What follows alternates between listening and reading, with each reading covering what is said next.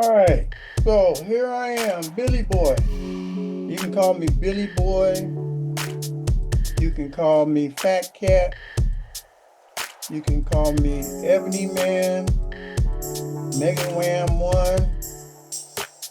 You can call me everything, but don't call me late for dinner. I'll tell you that right now.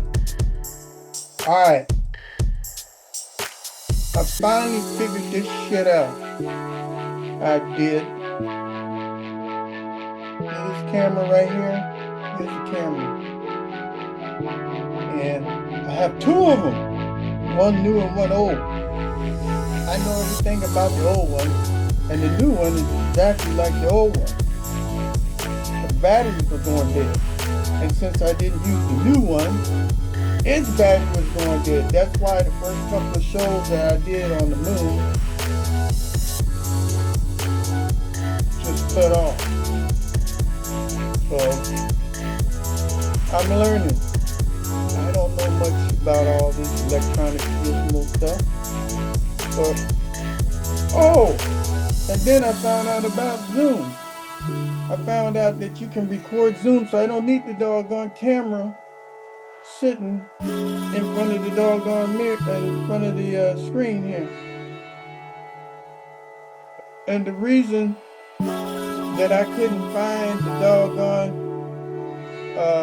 video is because you got to take and end the doggone Zoom video. Once you end it, then it'll take and convert it into MP4. And that's exactly what I wanted to do. To go into MP4 in a video. So I can upload it on YouTube. So now I can sit here and just run my mouth all night long. But I'm not going to do that because I'm just now learning this system right now. So it'll be like 15 minutes. 15 minutes running my mouth. And then we'll cut it off. And then we'll just do 15 minutes segments. I think that'll be okay. Because I'm a new timer on Zoom. Now, I'm going to tell you this. I've only had my channel up for 6 days. 6 days, all I had my channel. You can find it at Mega Wham 1. I'll write it on this board here. Mega Wham 1. You can take and find my channel. Mega Wham 1. I'm gonna write it on this doggone board. Or at Mega Wham 1. Well, I'm gonna see. Mega Wham. And when you get on my channel, I would like for you to become a subscriber. And then I would also like for you to make some comments. So if you don't agree what I say or you agree what I say, go ahead and do that. All right, there's my doggone thing there. At Mega Wham 1. Tell all your friends. I need for you to subscribe.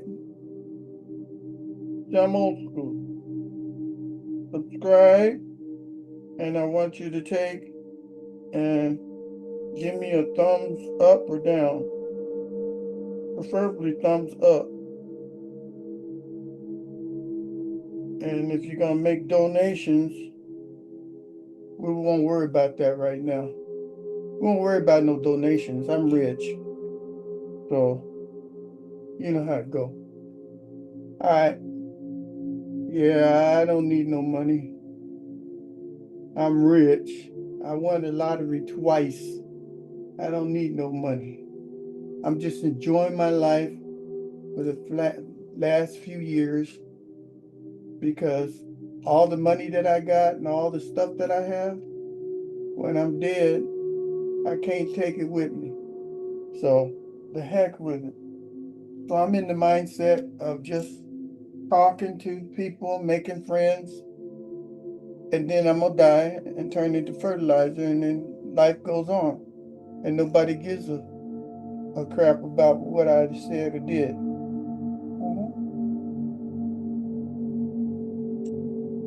So we ended on radiation, right? And I told you that those astronauts will be just like a snail, and you pour salt on it.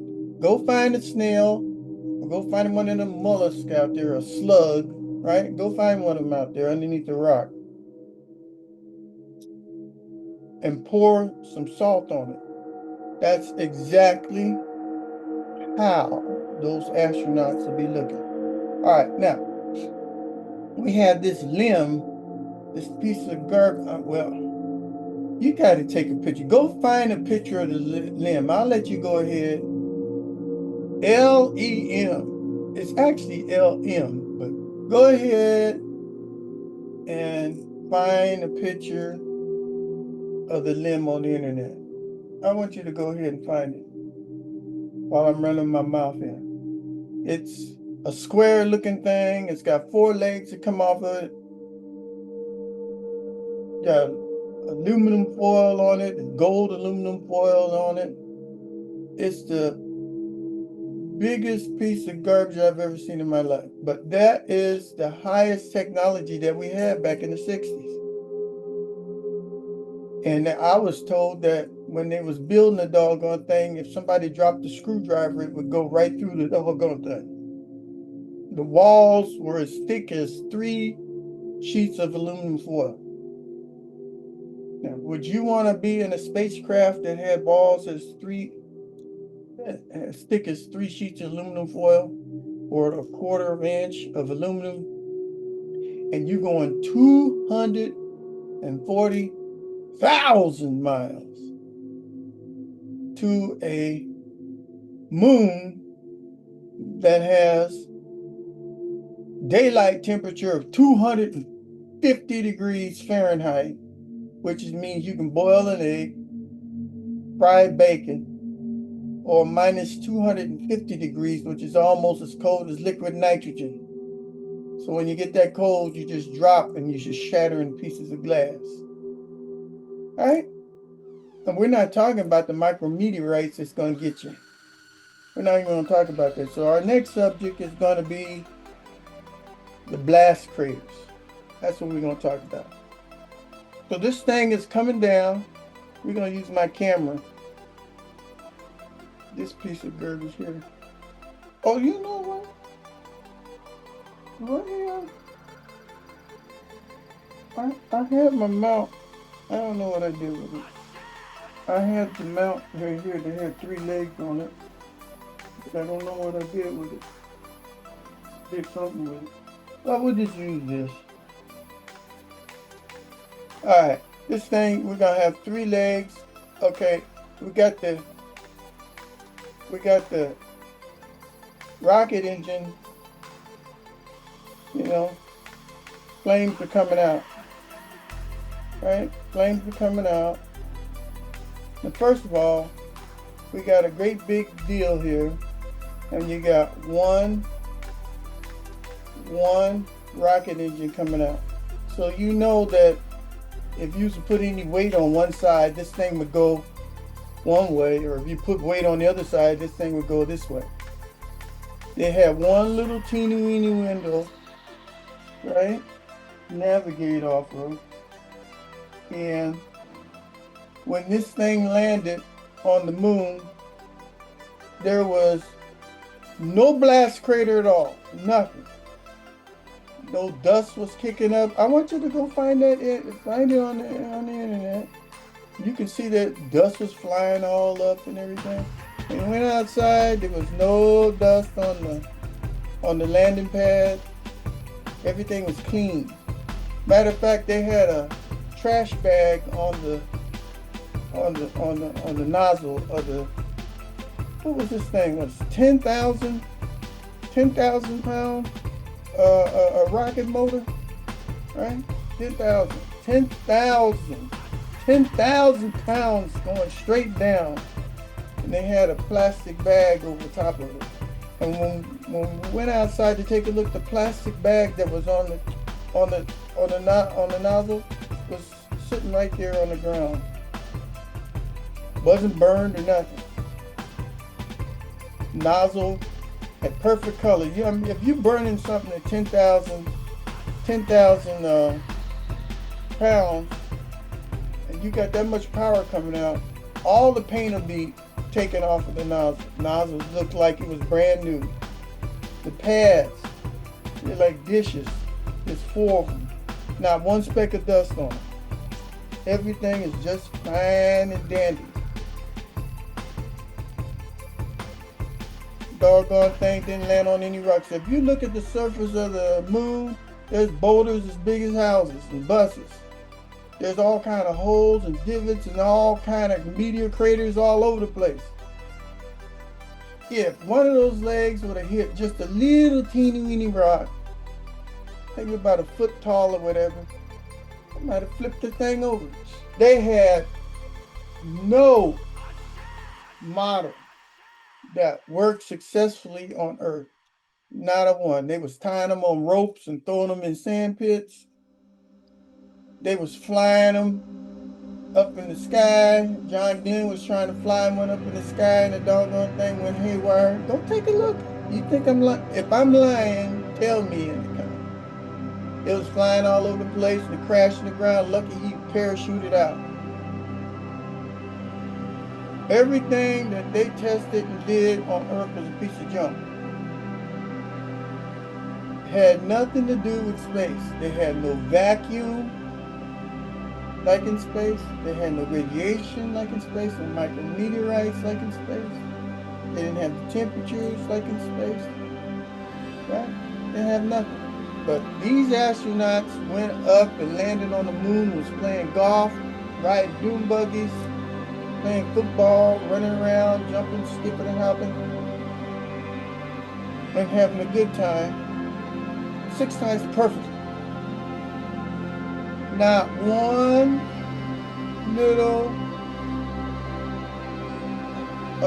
piece of dirt at all. Matter of fact, the astronauts were sitting on a 10,000-pound rocket motor, and you couldn't even hear it working. They right next to it. Go on the internet and find them firing a 10,000-pound rocket. It makes so much noise it'll kill you. Just the noise from it will kill you. The vibration from it will kill you. They was right next to it, inches away, and you didn't hear nothing while they was navigating through one little window. Right? Pivoting. They were on top of one rocket motor that didn't tilt or anything. I don't know how they were going horizontal. How the heck were they going horizontal? How were they going across like that? How was they moving across like this when the doggone rocket motor, the ejection from the rocket motor is going straight down? How were they going like this? I didn't see anything over here, over there, right? See nothing like that at all. Alright, so the people that's going to debunk what I just said, they're going to say that the thrust was reduced for landing on solid rock or dust. It left only light scouring. Right? So the people that are debunking, for some reason, they magically knew where the limb was going to land. And they got 10,000 pounds. Do you know what 10,000 pounds? That's 5 tons. And we're not even counting how heavy the limb was. Probably about another 2.5 tons. So we'll say like 7 or 8 tons coming straight down. And there ain't no crater, no sand moving around. Nothing. Everything's clean. Right? All right. Let's go to the next one. They got you fooled that when you went out of space, you have to go slow, right? So when you went out of space, everything is slow like this, right? That's the way you got brainwashed. Mm-hmm. Everything is weightless, right? So my big fat behind weighs like about, it was weighing 202 pounds. I lost some weight, and now I'm down to like about 100, 180, 188 pounds, 188, 189. But say that I was reduced to 50 pounds. So if I was 50 pounds and in my living room, I remember when I was a little boy, I weighed like about 20 or 30 pounds. And my mother and father would go, hey, Billy boy, you're floating around in the living room. Can you stop floating around? I only weighed 20 or 30 pounds. So when you was 5, 6, 7, 8 years old, when you was a baby, did you float out your mother? Right? Were you floating around because you was real light and weight? See? Were you going real slow and all this kind of stuff in the elementary school until you got into junior high school? Then you start getting a little wind. Then you start, acting normal. Bullshit. Right? That's what it was. It's some bullshit. They got you thinking that because your weight is less, that you have to go slow. Hmm. There's a movie called, I think it's called Capricorn One or something like that, with O.J. Simpson in there or whatever. No, is it with him? No, there's a James Bond movie. Yeah, that one. It's a James Bond movie. He breaks in on a set out in the desert. They was doing a fake moon landing, and when he broke in there and he stole the space mobile, the actors were still going in slow motion, right? They were still going in slow motion. Because, see, they got you brainwashed like that.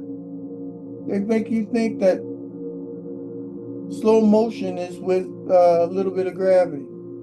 Now, the debunkers will tell you that the dust and jumps behave differently in low gravity. It's impossible to fake with 1960 technology. So they're telling you that back in the 1960s, it was impossible to fake uh, slow motion. I've seen all kind of movies, right? In the 1900s. Seen all kind of movies with astronauts going real slow and all this kind of stuff. So that seems to be like a bunch of bull too. Hmm? They say you can't fake uh, slow motion. You need to go look at these space movies. These space movies are more believable than the people that actually said that they went to the moon. All right, next one is duplicate backgrounds. I want you to go get a bunch of pictures of the astronauts in their limb. I want you to look at that background back there. You're going to see mountains that are washed out and they look the same. Now, why would the mountains look the same in different sceneries, right? You got them out there on the rover out there, and the mountain looks the same. You're over here by the limb, and the mountain looks the same. They're gonna walk over to a crater 3 miles away, and the mountain looks the same. Now, why would the mountain look the same? I'll let you think about that for a little bit. Why are the mountains in the background all looking the same? Oh, because they're using the same mountain scene on the same set. And if you look at the bottom of the mountain, look at the bottom of the mountain, look at it, you'll see a line that goes right across the picture. Go find it. I'm pretty sure that you can find it on every picture that you see from NASA. You will see a line that goes across, right? Because see, that's where the picture goes down to the ground on the set. And there's a line, there's a distinct line. And you'll notice that the mountains are real washed out and kind of grayish looking because they're a painting. That's why they look that way. A painting looks that way. When you look at the Westerns, Gunsmoke and all those, the Ponderosa and all that, look at the background. You will see that those trees and stuff are all dim and washed out and they don't move, right? You would think, gee, you got all them trees in the background. Shouldn't the wind be blowing them? No, you can't be blowing them because it's all a painting. It's fake. It's like the craters. You notice on the moon, all the craters are circles. Remember when Superman landed on the Earth, right? When he landed on the Earth, he had a big, long groove in the ground. Remember War of the Worlds? When that spaceship hit? When it hit, it didn't make no round crater. It made a big, long groove, right? And since the moon faces the Earth, and we always see the same side of the Earth, I want to know how there was any craters on the moon to start with. We blocking the moon from being hit by meteors. So if we're looking at the moon, the backside of the Earth should be being hit with meteors. But if you look at the moon, the side that we see is riddled with round craters. How can that be? What does a meteor do? It goes around the corner and comes around the corner and then goes straight and hits in a straight perpendicular to the moon surface. That's some bullshit. Okay? I think, and I think Mark thinks, that that's volcanic action. So I think there's molten lava or molten mass underneath the moon and it erupts. And when it erupts, it forms a volcano.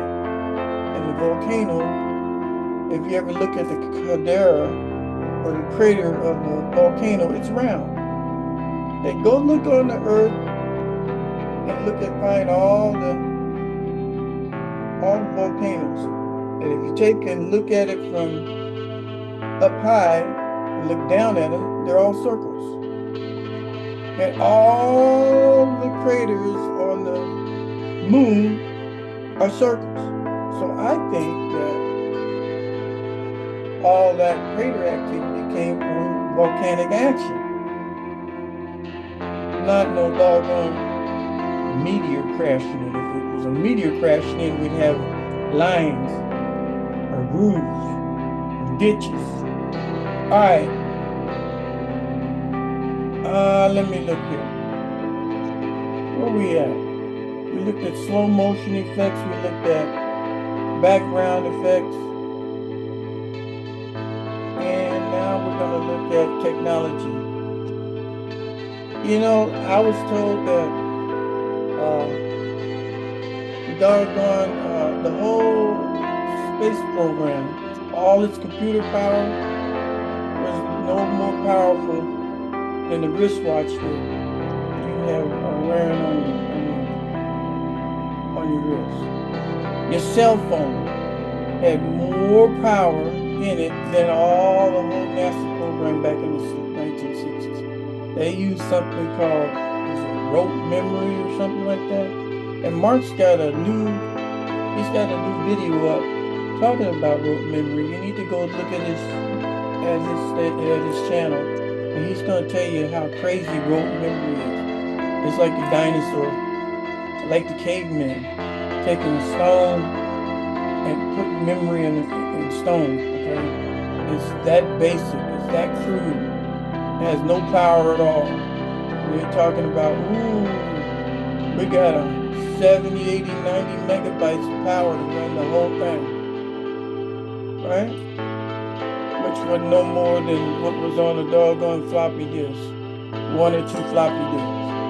1 or 2 floppy disks run a whole NASA, but all that complicated stuff, all the life support stuff,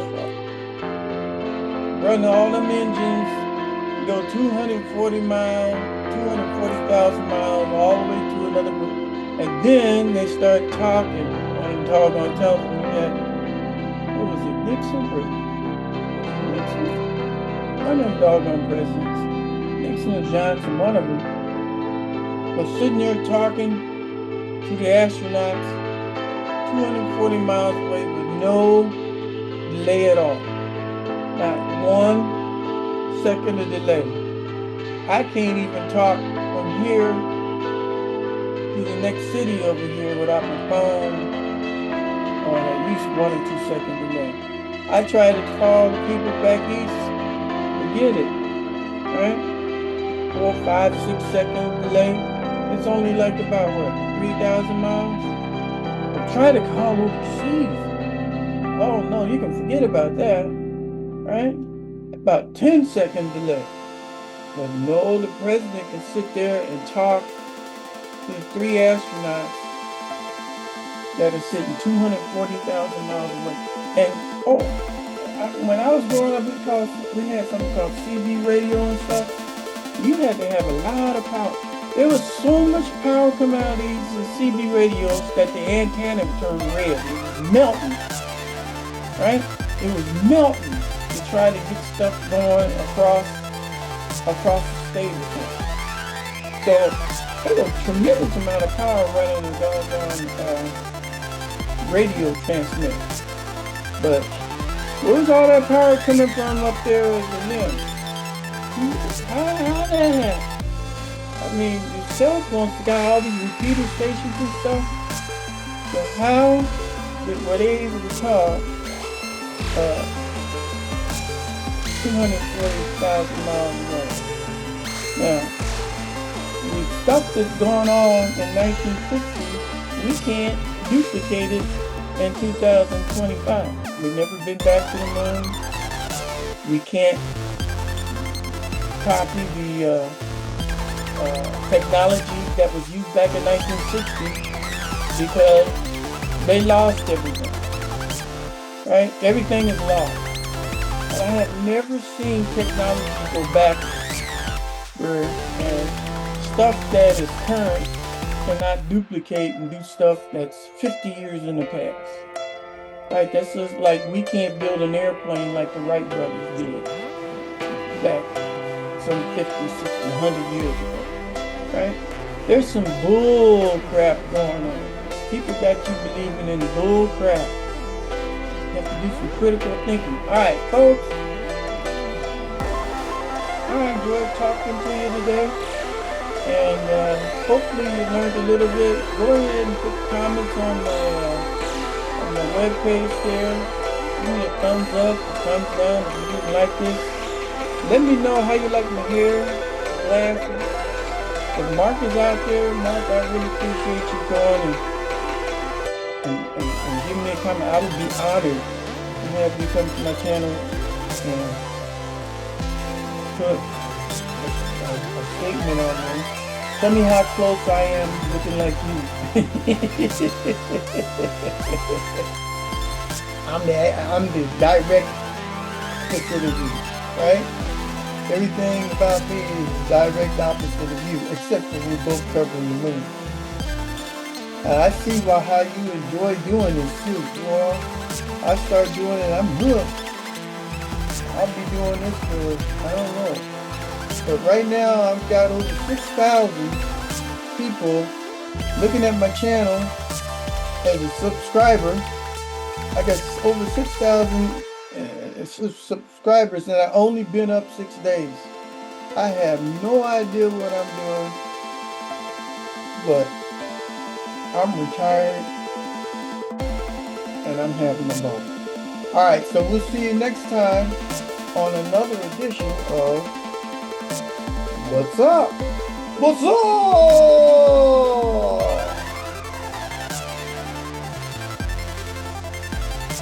I gotta know how to stop it.